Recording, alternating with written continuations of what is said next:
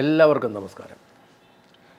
2024-25 കേരള സംസ്ഥാനത്തിൻ്റെ GDP എന്ന് പറയുന്നത് 14 ലക്ഷം കോടി.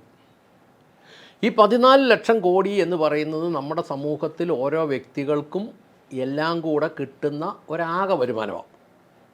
അതിനകത്തുനിന്ന് ഗവൺമെൻറ്റിന് നികുതിയായി കിട്ടാവുന്നത് നമ്മളെ GST വരുമാനം എല്ലാം കൂടെ വെച്ച് നോക്കിയാൽ ആവറേജ് കിട്ടാവുന്നത് 1,40,00,000 കോടി രൂപ, അതായത് 1.40 ലക്ഷം കോടി രൂപ. സംസ്ഥാന സർക്കാരിൻ്റെ കടം എന്ന് പറയുന്നത്, ഇവർ ഈ പറയുന്നതൊക്കെ സത്യമാണെങ്കിൽ, 7 ലക്ഷം കോടി രൂപ. ഈ 7 ലക്ഷം കോടി രൂപയ്ക്ക് 10% പലിശ കൊടുക്കണം. 10% പലിശ എന്ന് നമ്മൾ കൂട്ടുകയാണെങ്കിൽ ഒരു വർഷം പലിശയായിട്ട് അടയ്ക്കേണ്ടത് 70,000 കോടി.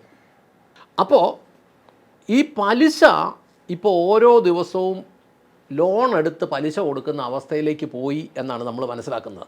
അതായത് സംസ്ഥാന വരുമാനത്തിൻ്റെ 1,40,00,000 1.40 ലക്ഷം കോടിയുടെ നേർപകുതി പലിശ കൊടുക്കേണ്ട അവസ്ഥയിലേക്ക് ഇപ്പോൾ കാര്യങ്ങൾ എത്തി നിൽക്കുക.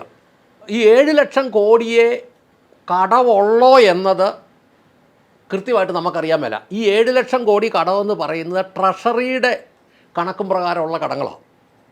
ഇതുകൂടാതെ ഗവൺമെൻറ്റിന് വേറെ ധാരാളം കടങ്ങൾ ഉണ്ടാവാൻ സാധ്യതയുണ്ട്. കോൺട്രാക്ടർമാർക്ക് കൊടുക്കാനുള്ള പണങ്ങൾ, സപ്ലയേഴ്സിന് കൊടുക്കാനുള്ള പണങ്ങൾ, അങ്ങനെ വിവിധങ്ങളായ മുടങ്ങിക്കിടക്കുന്ന പെൻഷനുകൾ, അല്ലെങ്കിൽ ദീർഘകാലമായിട്ട് കൊടുക്കാതെ കിടക്കുന്ന ഗ്രാറ്റുവിറ്റി, DA, ഇങ്ങനെയുള്ള കാര്യങ്ങളെല്ലാം കൂടെ കൂട്ടുമ്പോൾ വേറൊരു 7 ലക്ഷം കോടിയും കൂടി ഉണ്ടെങ്കിൽ ഒരു 14 ലക്ഷം കോടി അടുത്ത് അടവുണ്ടെങ്കിൽ, അല്ലെങ്കിൽ അത്രയും ബാധ്യതയുണ്ടെങ്കിൽ, ഈ സംസ്ഥാന വരുമാനം എന്ന് പറയുന്നത് 1.40 ലക്ഷം കോടിയാണെങ്കിൽ അത്രയും പലിശ കൊടുക്കേണ്ട ഒരവസ്ഥയിലേക്ക് കാര്യങ്ങൾ ഏതാണ്ട് എത്തിയിട്ടുണ്ട്. അപ്പോൾ അതിൻ്റെ പുറത്താണ് ഈ ശമ്പളവും പെൻഷനും മറ്റ് ദൈനംദിന ആവശ്യങ്ങളുമെല്ലാം. അപ്പോൾ ഈ കൊടുക്കേണ്ട പലിശ എന്ന് പറയുന്നത് വരുമാനത്തിൻ്റെ പകുതിയോളം ഇപ്പോൾ എത്തിയിട്ടുണ്ട്. ബാക്കിയുള്ള ഈ പ്രത്യക്ഷമായിട്ട് കാണാതെ കിടക്കുന്നതും ഒക്കെ കൂടെ കൂട്ടിയാൽ അത് മിക്കവാറും വരുമാനം മുഴുവൻ പലിശ കൊടുക്കേണ്ട സാഹചര്യത്തിലേക്ക് വരും. ഇതെങ്ങനെ പരിഹരിക്കും എന്ന് ചോദിച്ചു കഴിഞ്ഞാൽ അതത്ര ഈസിയായ ഒരു കാര്യമൊന്നുമല്ല പരിഹരിക്കുക എന്ന് പറയുന്നത്. അത് പരിഹരിക്കണമെങ്കിൽ ജനത്തിനെ പിഴിയാതെ വരുമാനം വർദ്ധിപ്പിക്കണം. ജനത്തിനെ പിഴിയാതെ ഓവർ നികുതികൾ, ഓവർ ഫീസുകൾ, പെറ്റി, പെനാൽറ്റി എല്ലാം ഒഴിവാക്കി ഉയർന്ന തോതിൽ വരുമാനം ഉണ്ടായാൽ മാത്രമേ ഇത് നമുക്ക് മുന്നോട്ട് പിടിച്ചു നിൽക്കാൻ പറ്റുള്ളൂ.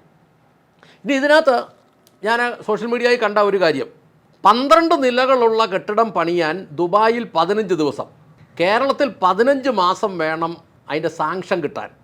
മാത്രമല്ല അതിനകത്ത് ഉദ്യോഗസ്ഥന്മാരുടെ തടസ്സം 1, പൊല്യൂഷൻ്റെ തടസ്സം, രാഷ്ട്രീയക്കാരുടെ തടസ്സം, രാഷ്ട്രീയ പാർട്ടികളുടെ തടസ്സം, പരിസ്ഥിതിക്കാരുടെ തടസ്സം, തൊഴിലാളികളുടെ തടസ്സം, നാട്ടുകാരുടെ തടസ്സം, മതസംഘടനകളുടെ തടസ്സം, തണ്ണീർത്തടംകാരുടെ തടസ്സം, പഞ്ചായത്തിൻ്റെ തടസ്സം, വില്ലേജിൻ്റെ തടസ്സം, ഫയറുകാരുടെ തടസ്സം, വാട്ടർ അതോറിറ്റിയുടെ തടസ്സം, പത്രക്കാരുടെ തടസ്സം, ചില യൂട്യൂബുകാരുടെ തടസ്സം, നവമാധ്യമങ്ങളുടെ തടസ്സം, കോടതിയുടെ തടസ്സം, സെയിൽ ടാക്സുകാരുടെ തടസ്സം, ഇൻകം ടാക്സുകാരുടെ തടസ്സം, പോലീസുകാരുടെ തടസ്സം, മൈനിങ് ആൻഡ് ജിയോളജിക്കാരുടെ തടസ്സം, മഴവെള്ള സംഭരണിക്കാരുടെ തടസ്സം.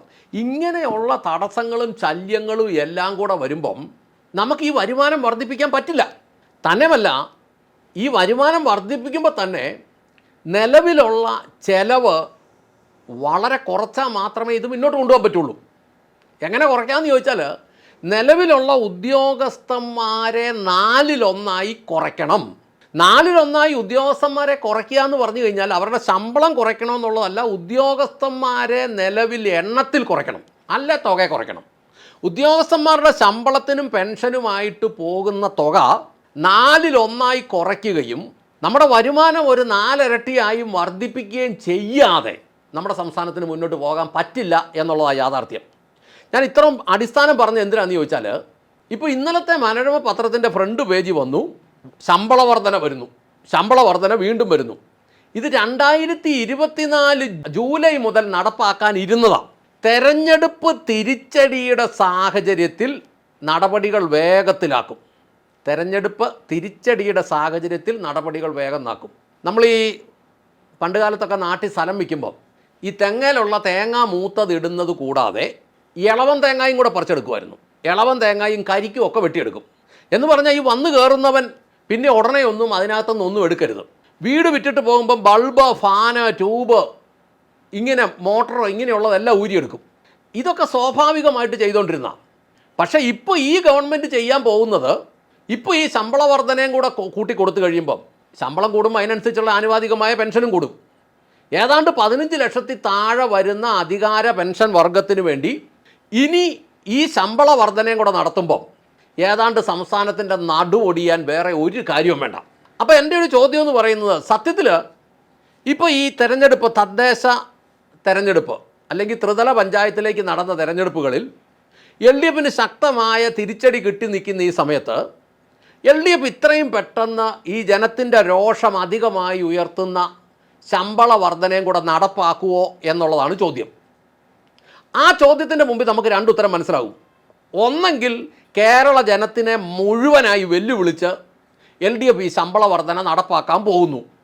ഇലക്ഷനിൽ ജനം തിരിച്ചടിച്ചതിൻ്റെ, അല്ലെ ജനം ഇവരെ പരാജയപ്പെടുത്തിയതിൻ്റെ ഒരു കലിപ്പ് ജനത്തിന് മാത്രമല്ല, വരാൻ പോകുന്ന തലമുറയുടെയും കൂടെ മുതുകത്തിരുന്നോട്ടെ എന്ന രീതിയിലാണ് ഇത് നടപ്പാക്കാൻ പോകുന്നത്. ഇനി അതല്ല, വേറൊരു രീതി നമ്മൾ ചിന്തിച്ചാൽ നമുക്ക് മനസ്സിലാകും, LDF നേതാക്കന്മാർക്കും ഇതിനകത്ത് യാതൊരു കൺട്രോളുമില്ല.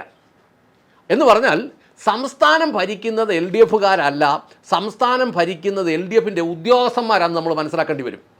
ഉദ്യോഗസ്ഥന്മാർ നമ്മൾ മനസ്സിലാക്കുന്നത്, ഉദ്യോഗസ്ഥന്മാർക്ക് എല്ലാവർക്കും യൂണിയനുണ്ട്. ഉദ്യോഗസ്ഥന്മാർക്ക് രാഷ്ട്രീയം പാടില്ല എന്നൊക്കെ പറഞ്ഞാൽ പോലും ഉദ്യോഗസ്ഥന്മാർക്ക് യൂണിയനുണ്ട്.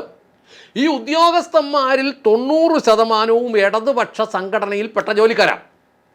ഈ ഇടതുപക്ഷ സംഘടനയിൽപ്പെട്ട ഉദ്യോഗസ്ഥന്മാർ അവർ നിലവിൽ ഈ ഭരണം അങ്ങോട്ട് ഇറങ്ങുന്നതിനിപ്പുറം അവരവരുടെ ശമ്പളം ഭീകരമായി വർദ്ധിപ്പിക്കാനുള്ള ഒരു നീക്കത്തിലേക്ക് പോകുന്നു എന്നാണ് നമ്മൾ മനോരമ പത്രം വായിക്കുമ്പം നമുക്ക് മനസ്സിലാകുന്നത്.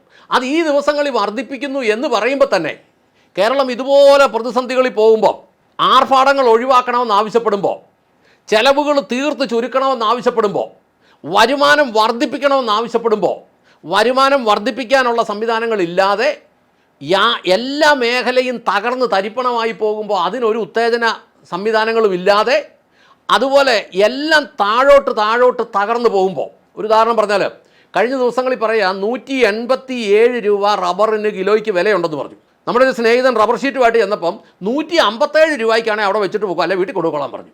കാരണം എന്നാ, ഇലക്ഷൻ കഴിഞ്ഞു, 15 രൂപ കൂട്ടാമെന്ന് പറഞ്ഞ സംവിധാനമൊക്കെ തീർന്നു. അപ്പോൾ ഇങ്ങനെ വരുമ്പോൾ ഈ തെങ്ങിൻ്റെ മൂപ്പറക്കുക, കരിക്കൂടെ പറിക്കുക എന്നുള്ളതല്ല ഇപ്പോൾ ചെയ്യാൻ പോകുന്നത്.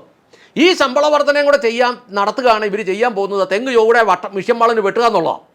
മിഷ്യൻ വാളിന് വെട്ടിക്കളയുക, അല്ലെ വിൽക്കുന്ന വീടിനകത്തെ ക്ലോസറ്റും വാഷ് ബേസിനും എല്ലാം തല്ലി തകർത്ത് കളയുക, വരുന്നവൻ ഉപയോഗിക്കാൻ മേലാത്ത പരുവത്തിലാക്കിയിടുക എന്നുള്ള ഒരു സംവിധാനത്തിലേക്ക് ഇത് പോവുകയാണെങ്കിൽ, ഞാൻ വളരെ വിഷമത്തോടെ പറയട്ടെ, ഇങ്ങനെയാണ് മുന്നോട്ട് പോകുന്നതെങ്കിൽ വസ്തുവകൾ ഉപേക്ഷിച്ചിട്ടാണേലും കേരളത്തിൽ നിന്ന് മറ്റ് സംസ്ഥാനങ്ങളിലേക്ക് കുടിയേറി പാർക്കുക എന്നല്ലാതെ മലയാളിയുടെ മുമ്പിൽ മറ്റു വഴി ഇല്ലാതാകും എന്ന് ഓർമ്മിപ്പിച്ചുകൊണ്ട് നിർത്തട്ടെ.